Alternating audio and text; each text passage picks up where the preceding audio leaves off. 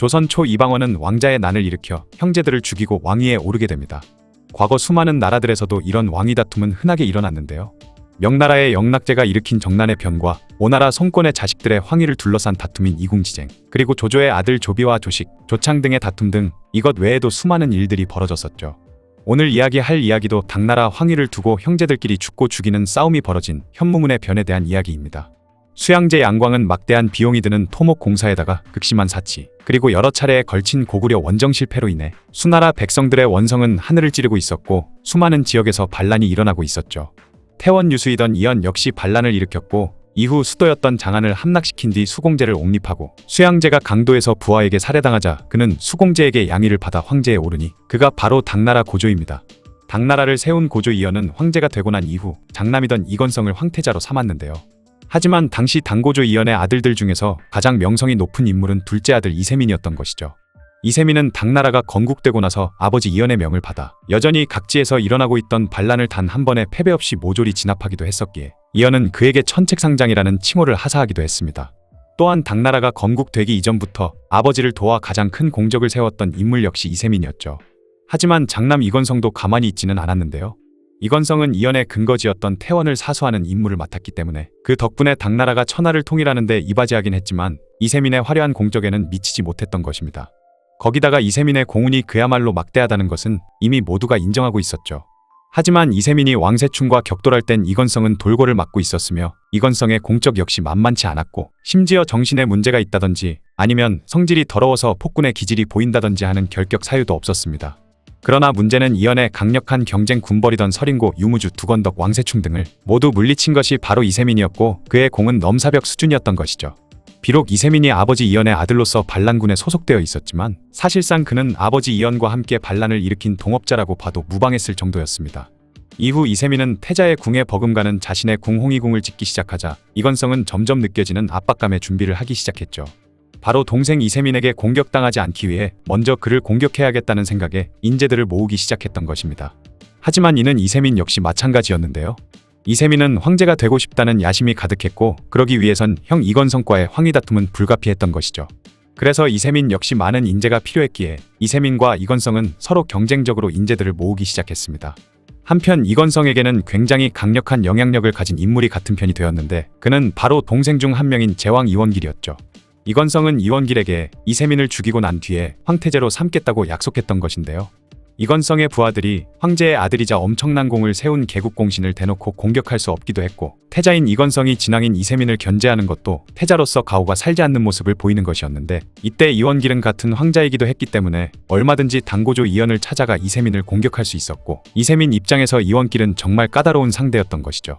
거기다가 태자편에는 당시 깐깐한 성격에 뛰어난 두뇌를 가졌던 위징이 참모로서 이건성을 보좌하고 있었기 때문에 이세민 입장에선 여러 개의 큰 산을 넘어야 비로소 태자가 될 수 있었던 것입니다.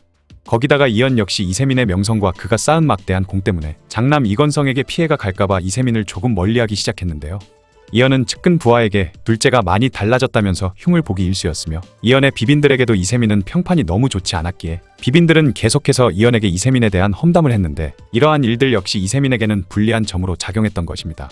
심지어 이원길은 이세민이 스스로 자신은 천명을 가졌으니 훗날 천하의 주인이 될 것이라고 말하고 다닌다며 이연에게 말했고 이 말에 격분한 이연은 이세민을 불러 꾸짖으며 나와 태자인 형이 있는데도 그렇게 천자가 되고 싶냐고 되묻기도 했죠.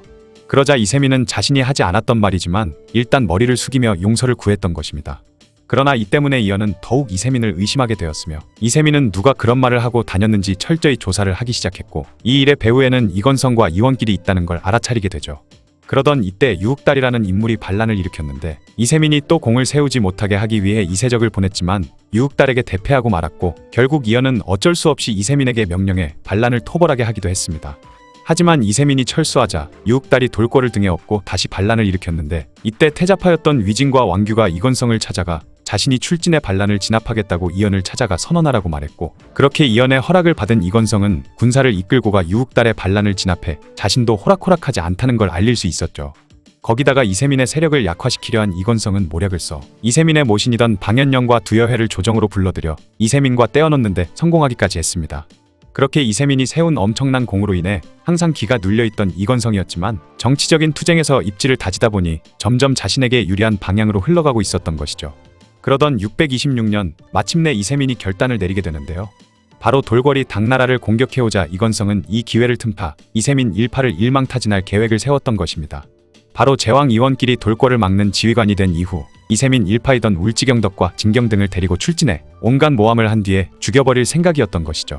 하지만 이 소식은 이세민 일파에게 알려지고 말았고 그로 인해 그들은 굉장히 분노하게 되었습니다.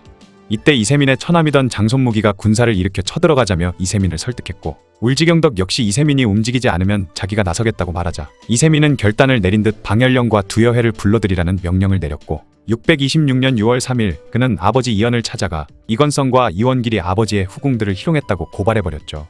이세민의 말에 깜짝 놀란 이연은 직접 물어보겠다며 그들을 궁으로 불렀고 이 소식을 들은 이원길은 의심스럽다며 핑계를 대고 가지 말자고 했지만 이건성은 괜찮다며 가기로 했던 것입니다. 하지만 사실 이것은 그들을 궁으로 끌어들이기 위한 이세민의 계책이었는데요. 그렇게 다음 날인 6월 4일 이른 아침 이건성과 이원길은 함께 태극궁의 현무문 쪽으로 걸어가고 있었죠. 그런데 문 안쪽으로 들어섰을 때 이건성은 뭔가 꺼림칙한 기운을 느끼고 황급히 다시 돌아가려고 하는 순간 완전 무장을 한 채로 이세민이 나타나 큰 소리로 이건성을 향해 대형 하고 불렀습니다. 그러자 깜짝 놀란 이원길은 이세민을 향해 활을 3번 쐈지만 모두 맞히지 못했고 이때 이세민은 단 한 발의 화살로 이건성을 쏴 맞춰버렸죠. 그렇게 말해서 떨어진 이건성은 죽어버리고 말았습니다. 그리고 각자 데리고 온 소수의 부하들끼리 전투가 벌어졌는데 이때 울지경덕이 70명의 병력과 함께 전투가 벌어진 현장에 도착했고 그렇게 이세민 일파의 승리가 확실시되고 있었죠. 그런데 태자이자 형이었던 이건성을 죽인 일이 이세민 입장에서도 너무 떨리는 일이었는지 반쯤 넋을 놓고 있다가 이세민은 나무에 걸려 그만 말해서 떨어지고 말았습니다. 이세민이 말해서 떨어지는 걸 본 이원길은 그대로 그에게 달려들어 이세민을 죽이려고 했지만 그 모습을 본 울지경덕이 이원길을 덮쳐 그렇게 이원길마저 세상을 떠나고 말았죠. 그렇게 전투가 끝나자 울지경덕은 몸에 피를 뒤집어 쓴 채 고조 이연에게 찾아갔습니다. 그때 연못에서 배를 타고 있던 이연은 울지경덕의 처참한 모습을 보고 자신을 죽이러 온 것으로 알고 깜짝 놀라 누가 반란을 일으켰냐며 물었죠. 그러자 울지경덕은 태자 이건성과 제왕 이원길이 반란을 일으켰지만 진왕 이세민이 이를 진압했으며 혹시나 이연이 놀랄까봐 상황을 알려주라며 자신을 보낸 것이라 말했습니다.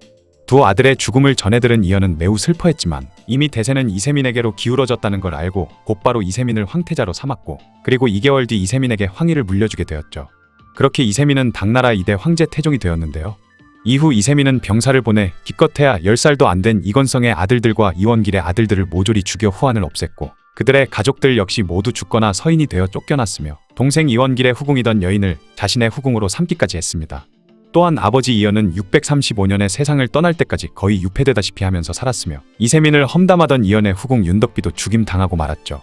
이세민은 훗날 정관지치라는 태평성대를 이룬 명군이 되지만 이 현무문의 변 사건 때 갖가지 폐륜을 저지르고 황위를 빼앗았기 때문에 현재까지도 부정적인 평가를 피할 수 없는 인물이기도 합니다.